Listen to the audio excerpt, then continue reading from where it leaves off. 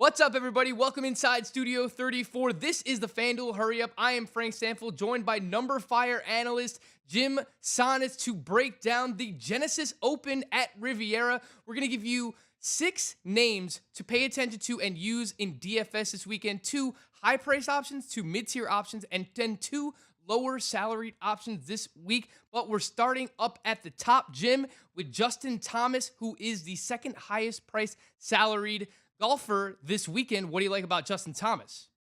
Pretty much everything, honestly, Frank. Like, it's really hard to dislike Justin Thomas. And I think that what you get with Justin Thomas is you get the upside because he's among the best golfers in the world, but it's also just that absurd level of consistency that I love with Justin Thomas. He has now finished in the top 25 in 11 of his past 12 events. He was 36th in the other one, so 36th or better in 12 straight events. He leads the PGA Tour in strokes gained approach for the current season. So that's the stat you can focus on most because there are a lot of approach shots all the time. So if you're looking for one stat to focus on, it really is strokes gained approach, and Thomas leads the tour in that stat. He is long off the tee. He can scramble a bit, which is something that I also want here because Riviera CC is also a longer course. So I love the stats for Justin Thomas. And I think that if you look at him at Riviera, his best finish is ninth. This is his 5th overall stop here. The overall track record is not great, but that doesn't bother me that much because of how good he has been recently and the fact that honestly that may put a little bit of a lid on his ownership for this weekend. So I love Justin Thomas. Yes, it means you're probably not also using Dustin Johnson, but I think with everything Justin Thomas does, with how good he is, with how good he is from a stats perspective, I am willing to take that as a negative and still take Justin Thomas in my lineups. Justin Thomas, 11 top 25 finishes in his past 12 events. Who needs Dustin Johnson? Justin Thomas here at $11,900.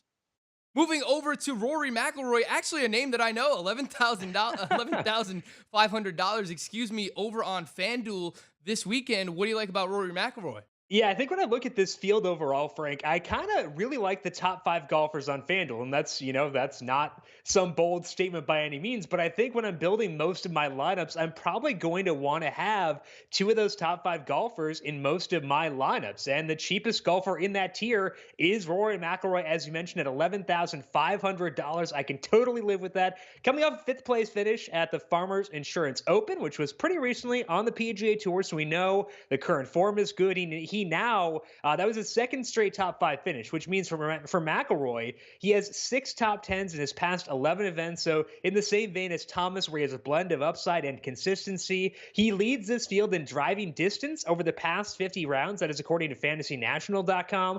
He's also 24th in approach, 13th in scrambling, so good in every single stat. And I really do want to hone in on guys who are long off the tee for this weekend. McIlroy very much counts.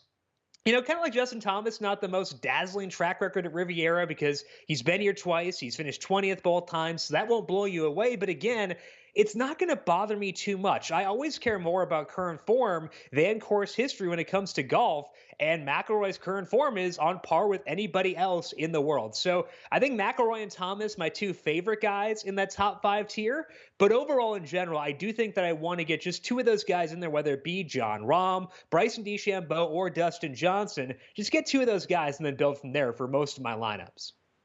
Rory McIlroy, a name that everybody knows, $11,500 over on FanDuel this weekend. Again, the Genesis Open at Riviera, 20th in driving distance. Make sure you get him in your lineups. Moving down to the mid-tier, we have Adam Scott, $9,600. Jim, what do you like about Adam Scott? Yeah, I think we talked about Adam Scott on the program last week, and it didn't necessarily work out so hot because he missed a secondary cut at Pebble Beach, and that's not a great finish. He also missed the cut 3 events ago, so a bit of a checkered current form here for Adam Scott. But the one event between there, he did finish 2nd, so the upside is still there. The stats are there, and what you also like about Scott is that he knows this course super well. At Riviera, he was back here. He started going here back in 2005, and he actually won that event, finished 2nd the year after that. And that's a long time ago. And I do tend to write off, especially super long course history. But even recently, Scott's been good at Riviera. He was 2nd here in 2016. He was 11th in 2017, made the cut here last year. So good course history overall, but also good course history in recent years for Adam Scott. The stats also pretty good for this guy. He is 28th in the field in distance and 7th in approach over the past 50 rounds per Fantasy Nationals. So he's got stats, has some upside in his current form, has course history here too. So I think that Adam Scott at $9,600, if you do decide to go a little bit top heavy with guys like Dustin Johnson and Rory McIlroy, and then go down for your third golfer, I think that Adam Scott actually does fit in with that build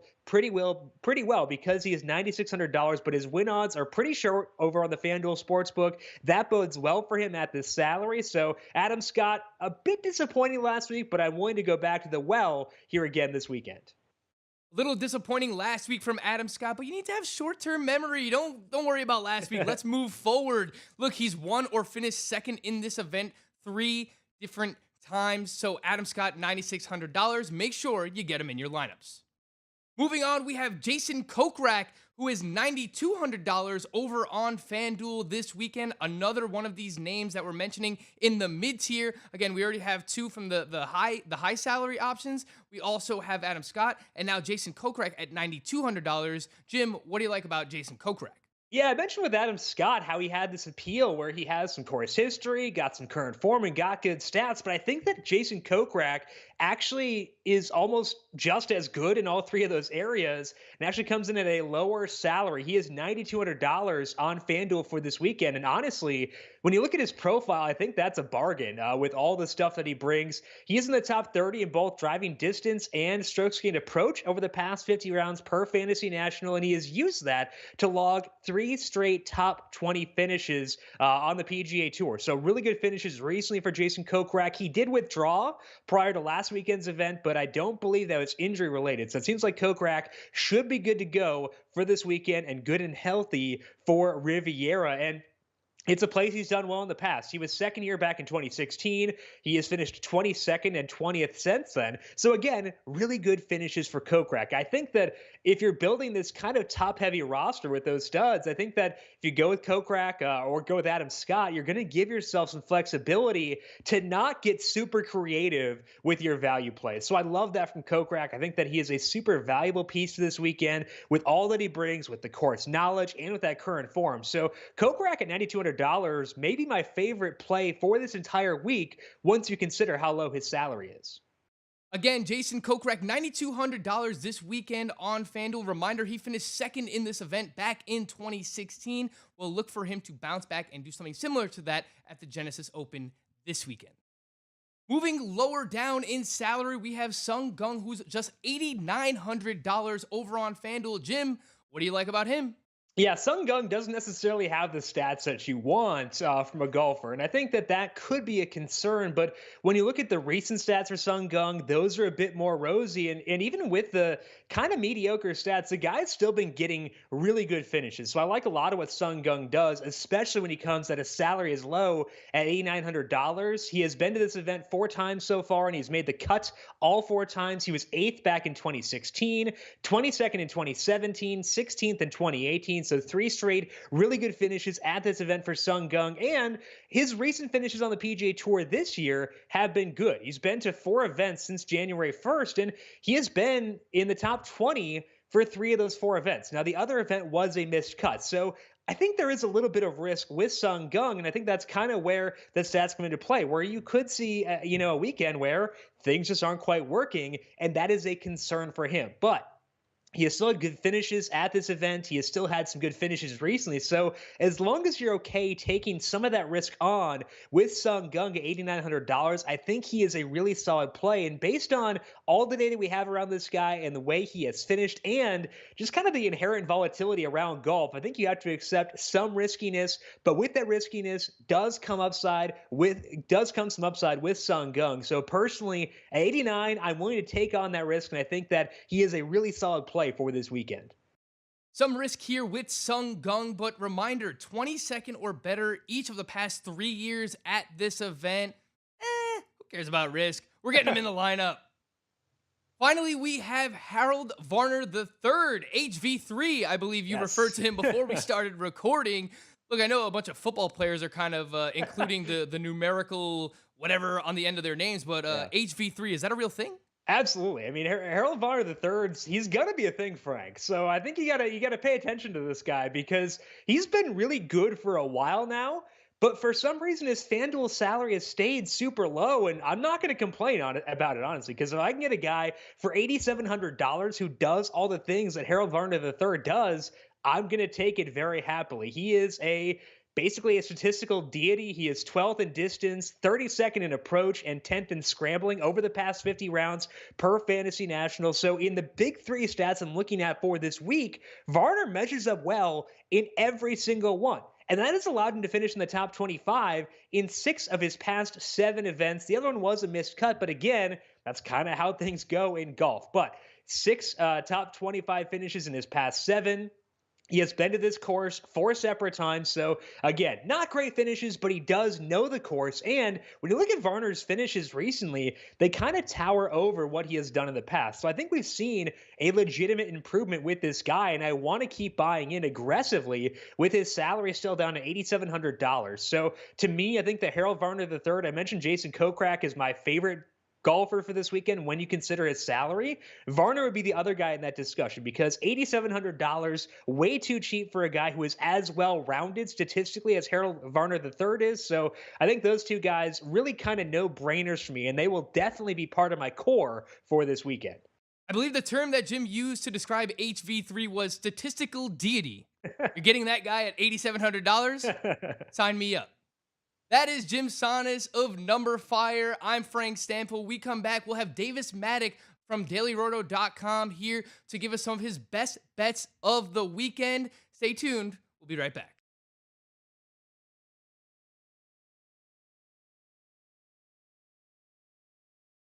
Welcome back to the FanDuel Hurry Up. I am Frank Stanfield, joined by DailyRoto.com's Davis Maddock, here to break down the Genesis Open at Riviera best bets for this weekend. Davis, let's start it off with Tyrell Hatton. He's 70-1.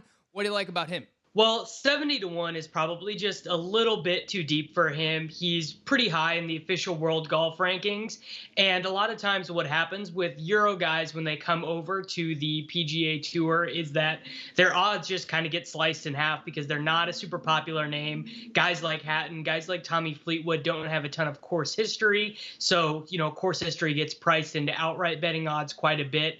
And without it, you can get some longer numbers on those guys. Hatton is particularly good with his long irons, and here at Riviera, long irons is kind of the name of the game. We're looking a lot at strokes gained approach, strokes gained around the green, and that suits Hatton's game pretty well. And at 70-1 as an outright, that's just a plus EV price to take him to win the tournament. You're getting Tyrell Hatton at 70-1 right now. He's ranked 30th in the world, and he's made 3 of his 4 last cuts. Again, that is Tyrell Hatton at 70-1. Next up, we have Tony Finau at 28-1. Davis came in second last year at this tournament. What do you like about Tony Finau? Well, I recommended him last week when I came on the show, and he didn't do near as well as I expected, but basically all the same things that he had going for him last week, he has going for him this week as well. He hits it further off of the tee than pretty much everyone that he is priced around.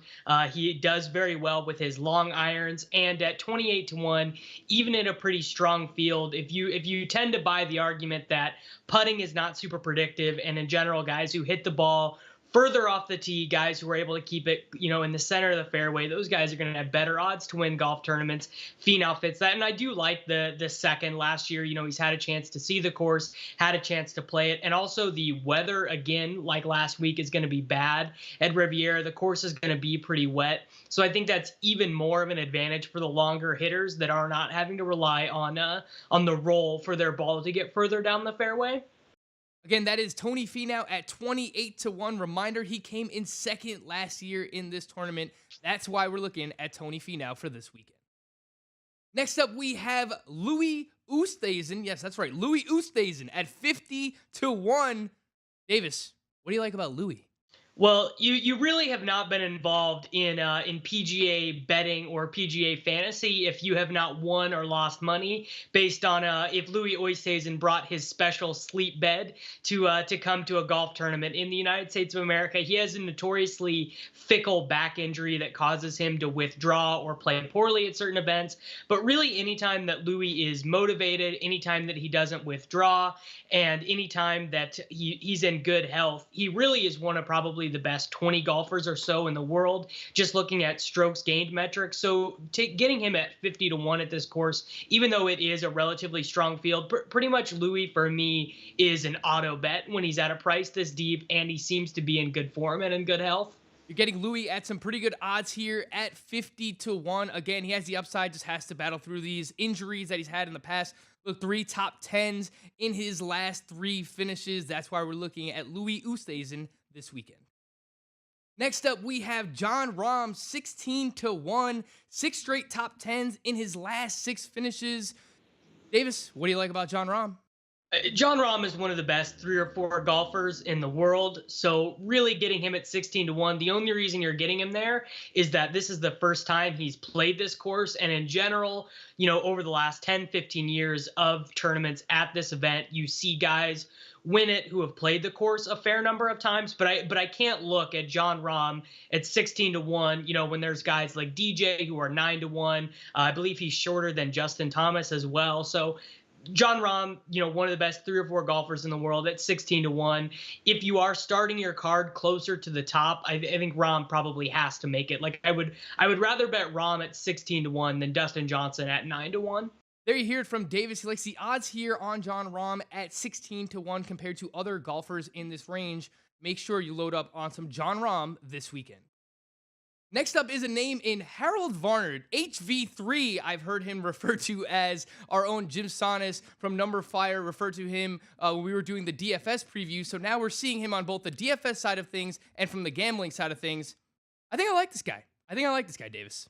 You should like him. He's awesome. Like watching him golf is a really fun experience. And really the thing that Varner does well is the thing that we love golfers to do well, which is he absolutely strokes it off of the tee. He gains a bunch of strokes off of the tee. He hits the ball very well out of the fairway. He's good with his long irons. He's not very good around the greens, and he's not a very good putter. And that's why in a strong field, his numbers are going to be super long. Like you're going to be able to get him all year long at events like this at 100 to 1, 125 to 1.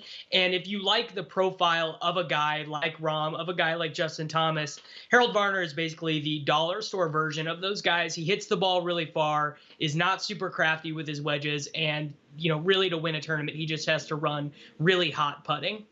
There you heard it from Davis. HV3 has a sweet stroke, so we like that at 125 to 1 this weekend. Last but not least, we have Luke List at 100 to 1. Davis, what do you like about Luke List? Luke List, same thing as Harold Varner. Hits the ball very far off the tee, is really good with his long irons. Luke List actually is 3rd on tour this year in strokes gained off of the tee. He just happens to be about 135th strokes gained putting. And I actually think when Luke List eventually does win a PGA Tour event, it's not going to be like the Barracuda or the Mayakoba. I think it'll be a Genesis Open or the Honda Classic, or a big event where a lot of people are going to be watching, where it's a super strong field. Just because his game is so tailored to these courses, he can really overpower shorter courses in a way that a lot of other guys can't. And this tournament actually has the easiest par 5 on the entire tour. I think it's number 2, hole number 2, gets the most eagles per hole of any eagles per round of any hole on the course. And I mean, Luke List getting 3 eagles over the course of a weekend would not be the most unheard of thing. And if he does that, his name should be up towards the top of the leaderboard on Sunday. Luke List, another one here with a sweet stroke. You're getting him at 100 to 1 this weekend at the Genesis Open at Riviera. I want to thank Davis Maddock of DailyRoto.com for hopping on here. Again, this is the FanDuel Hurry Up. If you missed anything from today, make sure to check out FanDuel.com/Aduel. Click on videos. You can also head on over to the Fantasy Sports Network YouTube channel. Thanks again, everybody, and good luck.